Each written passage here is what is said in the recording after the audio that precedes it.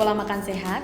Jadi, pola makan sehat adalah suatu cara atau usaha dalam pengaturan jumlah dan jenis makanan yang kita konsumsi dengan maksud dan tujuan untuk mempertahankan status kesehatan, status nutrisi, dan juga kesembuhan dari segala bentuk penyakit dalam tubuh kita. Jadi, ada beberapa faktor yang mempengaruhi pola makan sehat kita. Jadi di sini kami cantumkan 6 faktor. Yang pertama yaitu budaya.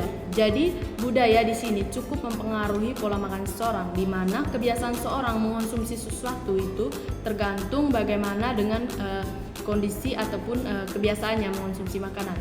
Sebagai contohnya, orang-orang Asia itu mengonsumsi nasi, sedangkan orang-orang Italia itu mengonsumsi pasta, dan orang-orang India itu mengonsumsi kari.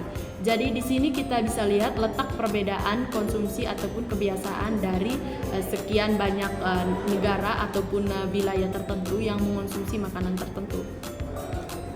Lalu yang berikut yaitu agama dan kepercayaan. Di sini agama dan kepercayaan juga sangat mempengaruhi pola makan seseorang. Contohnya agama Islam. Jadi di sini mereka mengharamkan untuk mengonsumsi babi. Jadi dapat kita lihat bahwa agama dan kepercayaan memiliki pengaruh besar juga terhadap pola makan kita. Lalu yang berikut status sosial ekonomi. Jadi pilihan seseorang terhadap jenis dan kualitas makanan turut dipengaruhi oleh status sosial ekonomi. Contohnya masyarakat menengah ke bawah atau miskin. Jadi di sini mereka dipengaruhi oleh status sosial ekonominya karena mungkin tidak mampu membeli makanan seperti daging ataupun buah-buahan yang berfungsi untuk memenuhi kebutuhan tubuh mereka. Lalu yang berikut yaitu personal preference. Jadi hal-hal yang tidak disukai ataupun disukai seseorang itu sangat berpengaruh terhadap kebiasaan pola makannya.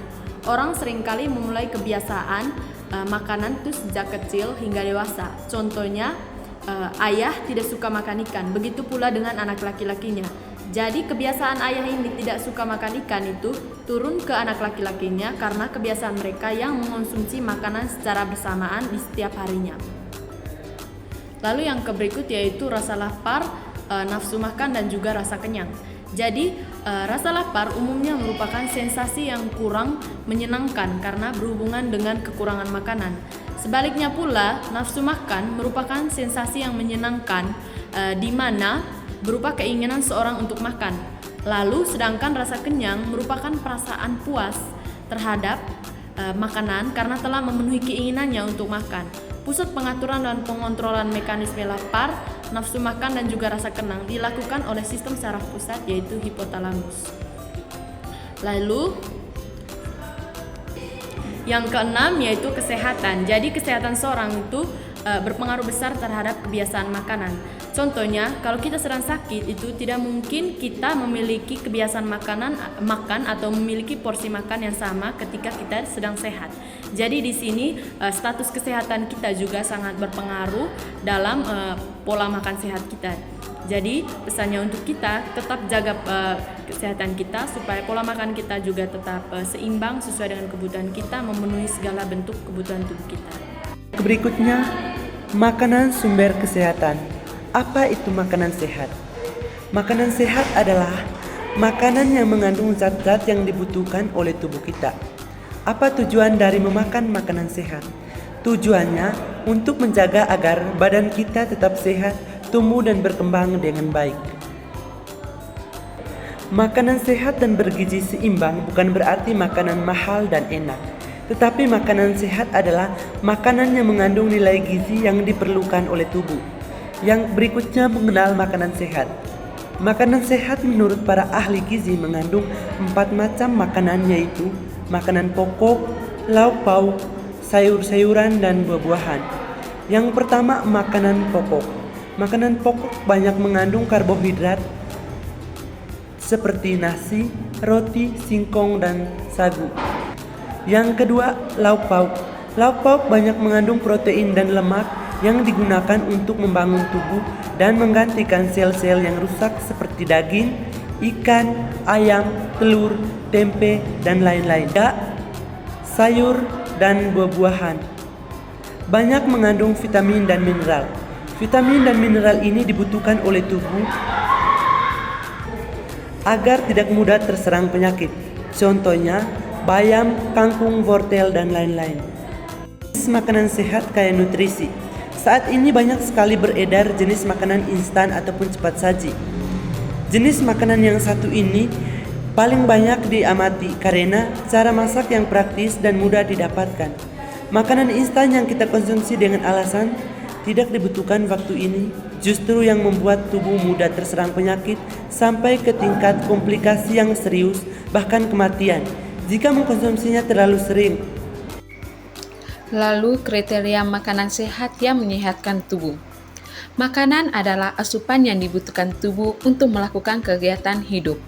Dengan makanan yang kita makan, maka metabolisme dalam tubuh dapat berlangsung dengan maksimal dan efektif. Makanan inilah yang memberikan tenaga kalor dan berbagai hasil lain yang berkaitan dengan pertumbuhan dan perkembangan tubuh. Beberapa kriteria makanan sehat yang perlu kita perhatikan. Yang pertama, tidak mengandung zat kimia berlebihan. Peranan zat kimia dalam masalah makanan sudah tidak dielakkan lagi. Hal ini dapat kita lihat dari semakin banyaknya pemakaian zat kimia dalam pengolahan makanan, dari bidang pertanian sampai pada pengolahan hasilnya. Yang kedua, tidak mengandung zat pewarna kimia. Kadangkala makanan yang kita konsumsi mempunyai warna tertentu.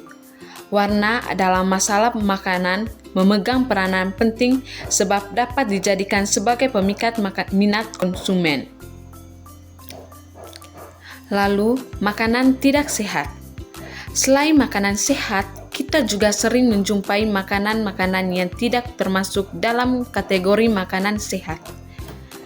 Adapun ciri-ciri makanan tidak sehat adalah sebagai berikut. Yang pertama, makanan dengan zat pewarna. Sedikit produsen nakal yang menggunakan zat pewarna tekstil untuk memberi warna pada makanan dan minuman. Zat ini dapat diuraikan oleh tubuh dan akan menumpuk menjadi penyakit kanker. Yang kedua, makanan berbahan pengawet. Semua makanan dan minuman kemasan pasti menggunakan bahan pengawet. Pastikan kandungannya tidak melebihi batas yang diizinkan oleh pemerintah atau lembaga kesehatan dunia.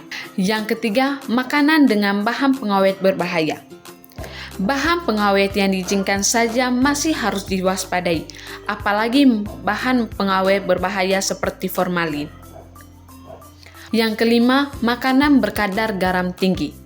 Kue-kue, keripik, kerupuk, makanan instan seperti mie instan dan bubuk instan umumnya memiliki kadar garam yang tinggi. Berlebihan mengonsumsi makanan berkadar garam tinggi ini dapat memicu timbulnya penyakit hipertensi dan kerusakan fungsi ginjal. Lalu, makanan mentah atau tidak mentah. Beberapa jenis makanan memang baik dikonsumsi dalam keadaan mentah, seperti buah-buahan dan beberapa jenis sayuran.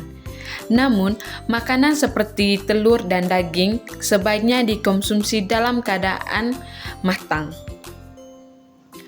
Makanan mentah tidak matang. Beberapa jenis makanan memang baik dikonsumsi dalam keadaan mentah, seperti buah-buahan dan beberapa jenis sayuran. Namun, makanan seperti telur dan daging sebaiknya dikonsumsi dalam keadaan matang. Telur mentah selain mengandung bakteri salmonella, dapat menyebabkan keracunan, diare, mual, muntah, dan pusing. Juga mengandung zat menyebabkan alergi dan menyebabkan keracunan.